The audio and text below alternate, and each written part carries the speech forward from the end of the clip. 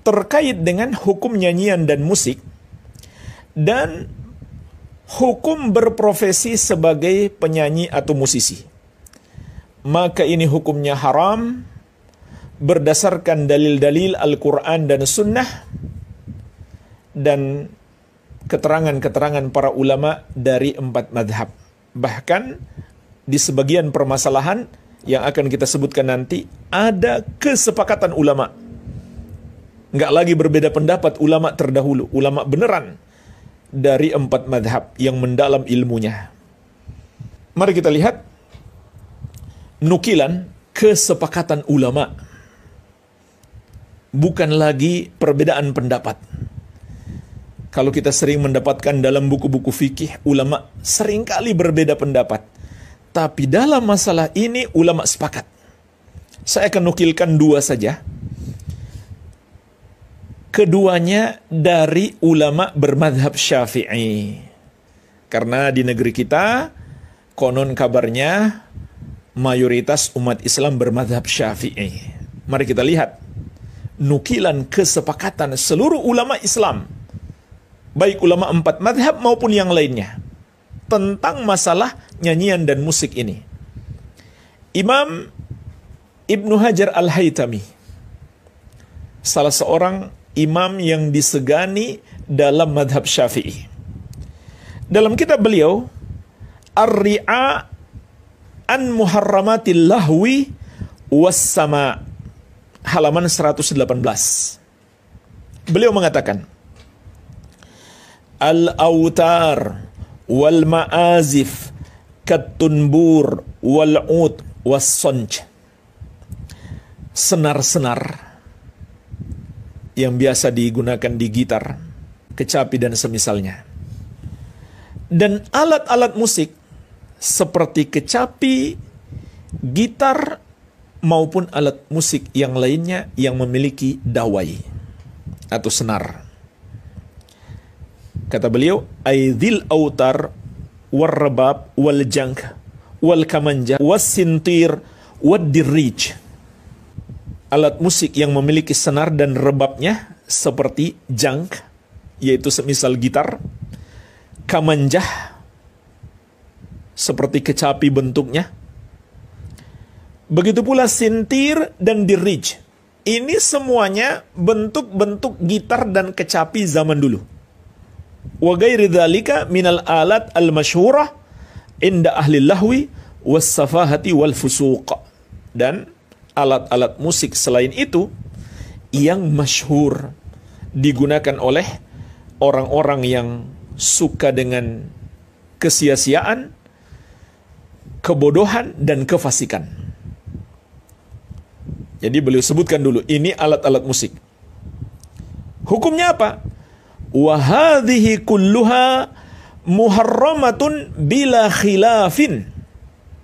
Alat-alat musik ini semuanya hukumnya haram tanpa ada khilaf, tanpa ada perselisihan pendapat ulama. Sepakat ulama, tidak ada perbedaan pendapat. Sampai beliau mengingatkan, وَمَنْ حَكَى فِيهِ خِلَافًا فَقَدْ غَلَطَهُ أَوْ غَلَبَ عَلَيْهِ هَوَاهُ. Dan barang siapa yang menghikayatkan ada khilaf, ada perbedaan pendapat ulama dalam masalah ini, dia telah salah besar dan telah dikuasai oleh hawa nafsunya. Hatta asammahu wa a'mahu, sampai hawa nafsunya itu membuat dia tuli dan buta.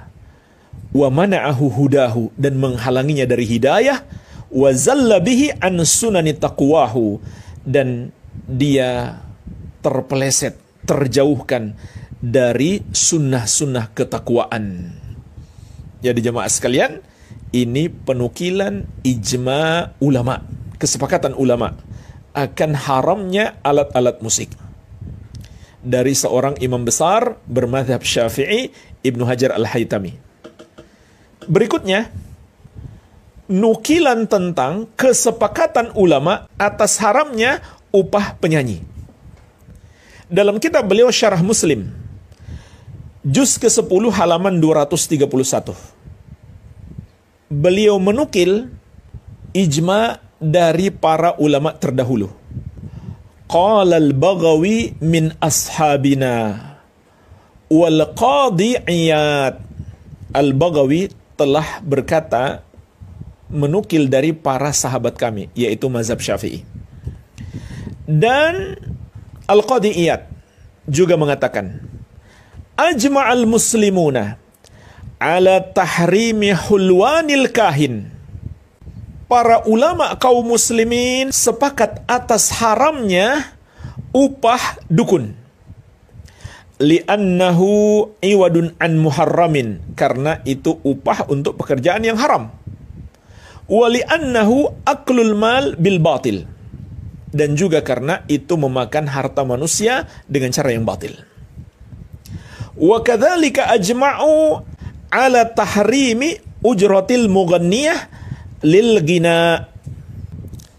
Jadi jemaah sekalian, dalam nukilan ini Imam Nawawi rahimahullah menyebutkan dari para ulama terdahulu, ijma ulama, sepakat ulama tentang beberapa pekerjaan yang haram. Yang kedua, haramnya upah penyanyi.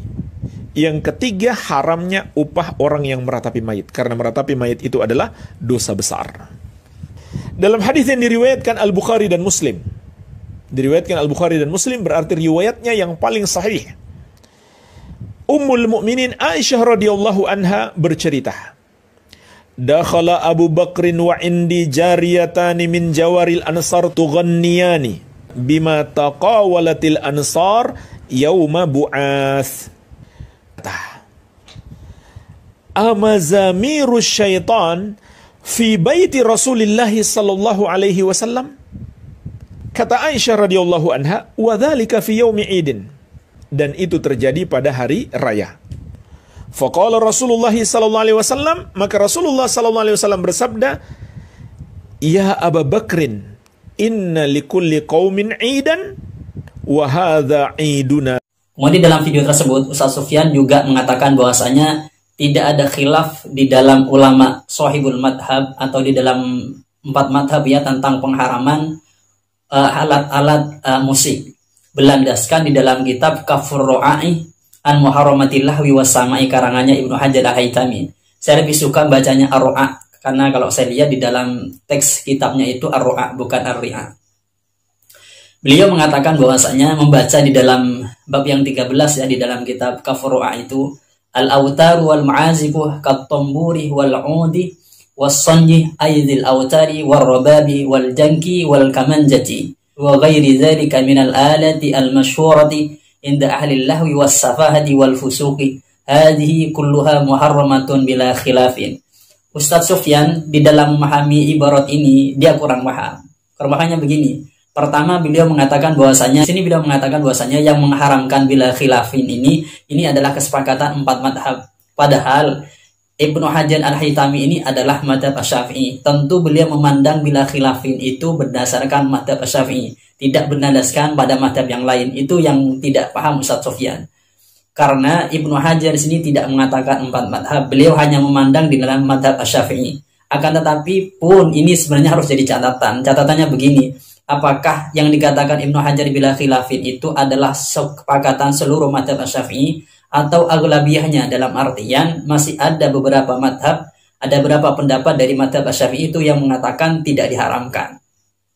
Kemudian yang kedua, Ustaz Sufyan ini sudah keliru memahami ibarat, karena rentetan ibarat ini yang harus dipahami adalah ketika mengatakan Ibnu Hajar inda ahlil lahwi wal safahati wal fusuqi. Jadi alat-alat yang dilautar, alat-alat yang dipakai itu merupakan alat yang identik dengan orang-orang ahli safahah, ahli lahwi dan ahli fusuqi. Jadi karena identik dengan orang-orang yang berpaling terhadap taat pada Allah Subhanahu wa taala, maka itu diharamkan.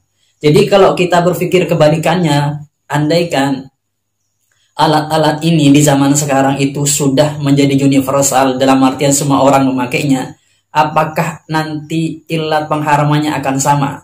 Apakah nanti berbeda?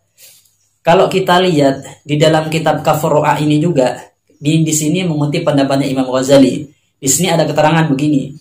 Allal Imamul Ghazali asbab tahrimi hadhil anwa'i minal alati duna ghairiha. ta'lilan maqbulan ja'a fihi. Inna tahrimash syar'i lil autari wal mazamiri la lidzatiha. Di sini jelaskan bahwasanya taklil yang diajukan oleh Imam Ghazali ini di dalam kitab Kafuru'ain yang dikutip ya, itu menjadi taklil yang diterima. Alasannya diterima. Beliau mengatakan bahwasanya Imam Ghazali ini mengatakan pengharaman di dalam syarak terhadap autar dan mazamir itu bukan berlandaskan pada zatnya atau bukan berdasarkan barangnya. Jadi pengharaman terhadap alat-alat musik yang disebutkan oleh Ibnu Hajar Al-Haytami tadi, yaitu salah satunya adalah zil autar yang punya senar, itu pengharamannya bukan pada zat alatnya, akan tetapi pengharamannya itu berdasarkan tarottubul asar. Apa tarottubul asar itu? Tarottubul asar itu berdasarkan dampaknya. Jadi kalau dampaknya itu diharamkan, nanti alat tersebut memakainya atau mendengarkannya itu bisa diharamkan. Kalau tarottubul asarnya itu baik, maka alat tersebut tidak lagi diharamkan, akan tapi diperbolehkan. Kok bisa begitu pemahamannya? Di dalam konsep usul fikih itu namanya ada kaidah al-hukmu yaduru ma'illati wujudan au adaman. Hukum itu berdasarkan ilatnya, ada dan tidak adanya hukum tersebut. Jadi kalau hukum memakai musik ini sudah tidak dipakai oleh ahlus safahah, ahlul lahwi, ahlul fiskih, maka hukum haram yang disematkan pada alat tersebut maka tidak lagi masuk. Karena tarottubul asarnya itu bukan memalingkan taat pada Allah, akan tapi sudah berbeda. Berbedanya tarottubul asar, maka hukumnya juga berbeda. Simpelnya begini. Kalau dampaknya itu adalah baik, maka alat tersebut jadi baik dalam artian bukan diharamkan, akan tapi diperbolehkan. Jika dampaknya itu jelek di dalam syariat, memalingkan orang itu terhadap kewajibannya sebagai manusia, maka alat tersebut diharamkan. Seperti halnya kesimpulan yang diberikan oleh Imam Ghazali di dalam kitab Kafuru'a juga ini. Ini bisa dicek juga di dalam kitab Ihya Ulumuddin karangannya Imam Al-Ghazali. Jadi kalau kita simpulkan pemahaman Ustaz Sufyan dari kitabnya Ibnu Hajar Al-Haytami, yaitu dalam kitab Kafuru'an Muharramatil Lahwi Wasama, itu sudah keliru. Kelirunya beliau di dalam memahami teks tersebut tidak paham. Kemudian kedua, beliau dalam menyimpulkannya juga tidak paham. Kemudian kalau kita lihat pendapatnya ulama tentang masalah alat musik ini, maka kita akan menemukan pendapat yang berbeda. Salah satunya diikuti dalam kitab Al-Fiqhul Islami wa Adillatuhu karangannya Wahbah Az-Zuhaili. Di sini bila mengutip pendapatnya Izzuddin Abdissalam. Dia mengatakan qala al-Izzuddin Abdissalami ammal 'udu wal alatu al-ma'rufatu dawatul awtari karrababati wal qanuni fal masyhuru minal mazahibi al-arba'ati an-nadharba bihi wa sama'ahu haramun. Katanya beliau menurut Izzuddin Abdissalam bahwasanya alat-alat yang mempunyai senar gitu bahasanya ya, yang masyhur dari 4 madhab itu diharamkan baik mendengarkannya atau menggunakannya. Wal asahu annahu minas shaghair, dan yang menurut ulama asoh ya itu termasuk dosa kecil bukan dosa besar. Kemudian beliau mengutip wa dhahabat ta'ifatun minas sahabati wat tabi'ina wa minal a'immatil mujtahidina ila jawazihi. Dan ada sebagian sekelompok dari sahabat, sekelompok dari tabi'in dan para immatul mujtahidin yang memperbolehkannya. Berarti memang hukum-hukum alat-alat musik tadi memang ada perdebatan di kalangan ulama 4 madhab, kalangan tabi'in dan kalangan sahabat. Jadi kalau dikatakan alat-alat tersebut adalah diharamkan dengan tanpa khilaf, maka Ustaz Sufyan itu sudah keliru, sudah menyalahi terhadap pendapat-pendapat ulama. Kemudian di dalam keterangan juga Ustaz Sufyan mengatakan bahwasanya memberikan ujroh kepada orang-orang yang bernyanyi itu diharamkan menurut kesepakatannya ulama. Beliau mengutip pendapatnya Imam An-Nawawi di dalam kitab Syarhun Nawawi ala Muslim. Kalau kita baca ibarat tersebut, qala al-Baghawi min ashabina wal qadiyyat ajma'al muslimun ala tahrimi khulwanil kahin ila akhirih wa kadzalik ajma'u ala tahrimi ujratil mughanniyati lil ghina. Di sini juga dikatakan bahwasanya haramnya memberikan ujrah kepada orang yang bernyanyi untuk bernyanyi. Di sini yang perlu kita bahas adalah yang dimaksud ghina di dalam pemahaman Imam Nawawi itu seperti apa? Apakah seperti halnya pemahamannya Ustadz Sufyan atau nanti berbeda? Kalau kita lihat di dalam kitab Syarhun Nawawi ini juga, di dalam kitab yang sama Syarhun Nawawi ala Muslim ini, Di sini ada hadis yang beliau nanti nyimpulkannya berbeda dengan apa yang disimpulkan oleh Ustaz Sufyan. Di dalam hadis yang diceritakan oleh Ummul Mukminin yaitu Sayyidatina Aisyah radhiyallahu anha, Ana Aisyah radhiyallahu taala anha qalat dakhala alayya Abu Bakrin wa indi jariyatani ila akhirih. Faqala Rasulullah sallallahu alaihi wasallam, ya Abu Bakrin inna likulli qaumin 'aidan wa hadha 'iduna. Dari hadis ini kalau kita melihat menurut pendapatnya Imam Nawawi ini di dalam kitab Syarhun Nawawi ala Muslim, kitab yang sama, beliau mengatakan waqtalafal ulama'u fil ghina'i fa'abahahu jama'atun min ahlil Hijazi wa hiya riwayatun an Malikin wa harramahu Abu Hanifah wa ahlul Iraqi wa madhhabu Syafi'i karahatuhu wa huwa al-masyhuru min madhhabi Malikin wa ihtajjal mujawwizuna bihadzal hadisi. Jadi menurut Imam Nawawi tentang hukum bernyanyi ini itu ada khilaf ulama, ada yang mengatakan boleh, ada yang mengatakan makruh, ada yang mengatakan haram. Jadi ulama itu secara umum itu terbagi menjadi 3 tentang memandang bagaimana hukumnya bernyanyi ini. Jadi kalau kita simpulkan bagaimana hukum bernyanyi ini ada 3. Di dalam menurut kitab Syarhun Nawawi ini ala Muslim ada 3. Pertama, ada yang mengatakan itu boleh, ada yang mengatakan itu haram seperti mazhabnya Imam Hanafi, ada yang mengatakan itu makruh seperti mazhabnya Imam Asy-Syafi'i. Dan pendapat makruh ini masyhur di kalangan Malikiyah. Kemudian teman-teman ada yang mengatakan seperti ini. Kalau makruh di Shahihul Madhab itu kan ngarahnya ke haram. Lah menurut saya perkataan seperti itu kurang ilmiah ya. Sebab begini, di dalam mengarahkan pendapat Shahihul Madhab itu haram atau ke yang lainnya, maka kita harus butuh referensi, tidak hanya ngomong-ngomong saja. Tentunya yang lebih tahu terhadap pengarahan Shahihul Madhab adalah ashabul madhabnya. Kalau kita lihat di dalam kitab Al-Fiqhu 'alal Madzahibil Arba'ah, di sini dijelaskan bahwasanya wa qala annal ladzi nuqila 'anil Imam Syafi'i min annal ghina'a lahun makruhun yushbihul batilah la yunafi ibahatahu. Di sini menjelaskan bahwasanya pendapat yang dinukil dari Imam Syafi'i yang mengatakan bahwasanya ghina itu merupakan perkara yang sia-sia, yang dimakruhkan, yang menyerupai perkara batil, ini tidak menafikan terhadap bolehnya untuk bernyanyi atau ghina. Jadi di sini malah diperbolehkan. Kata makruh yang ada di dalam mazhab Syafi'i yang dinukil dari pendapat Imam Syafi'i itu bukan lari ke haram, akan tetapi juga bukan lari kepada makruh, akan tetapi mengarahnya kepada yang diperbolehkan. Jadi kalau mengatakan bahwasanya yang makruh menurut Imam Syafi'i itu diharamkan, ternyata salah. Akan tetapi yang benar itu menurut dalam kitab Al-Fiqhu 'alal Madzahibil Arba'ah itu diperbolehkan. Jadi ghina itu menurut mazhab Syafi'i itu diperbolehkan, bukan dimakruhkan.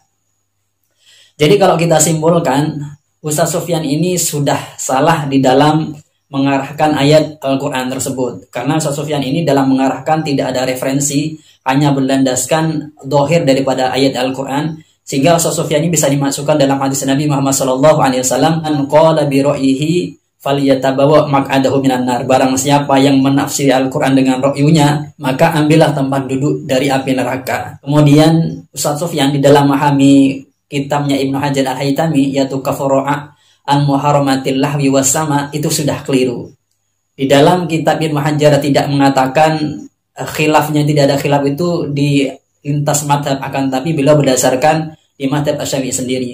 Dan juga beliau mengatakan bahwasanya Imam Ghazali juga mengatakan dalam kitab itu jika ilat itu tidak ada maka alat-alat tersebut tidak diharamkan, akan tapi diperbolehkan. Kemudian masalah ujroh ini sebenarnya menurut pendapat Imam Nawawi yang ada di dalam kitab Syarhun Nawawi ala Muslim ini masih ada khilaf tentang masalah ujroh tersebut. Jadi kalau kita simpulkan bagaimana hukumnya bernyanyi ini, hukum bernyanyi itu ada khilaf ulama. Tentang masalah hukum profesi bernyanyi bagaimana, berarti mengikuti khilaf juga. Nyanyinya khilaf berarti profesi menjadi sebagai musisi juga khilaf. Kemudian tentang masalah ghina itu dimakruhkan dalam madhab Syafi'i itu melari kepada haram, maka yang benar itu bukan diharamkan, akan tapi diperbolehkan. Kalau kita pandang secara umum bagaimana berarti masalah orang menjadi penyanyi atau profesi sebagai penyanyi ini hukumnya ditafsil. Bisa haram apabila melanggar aturan-aturan syariat seperti dia melalaikan kewajibannya sholat, seperti misalnya yang dinyanyikan itu adalah membangkitkan hawa nafsu atau yang lainnya, dan menjadi boleh apabila tidak melalaikan ia terhadap ibadahnya, ketakwaannya terhadap Allah Subhanahu wa taala, dan juga apa yang dinyanyikan itu tidak mengandung unsur-unsur yang diharapkan oleh syarak. Mungkin itu yang bisa saya sampaikan. Semoga ini bisa memberi pemahaman bagi teman-teman netizen. Perlu diketahui oleh teman-teman netizen semuanya, terutama jemaah Wahabi, bahwasanya yang disampaikan oleh Ustaz-Ustaz Wahabi itu, jika dia menyampaikan pendapat di luar madhab Wahabi, pasti atau kebanyakan kelirunya. Mungkin itu yang bisa saya sampaikan. Semoga ini bermanfaat dari saya. Assalamualaikum warahmatullahi wabarakatuh.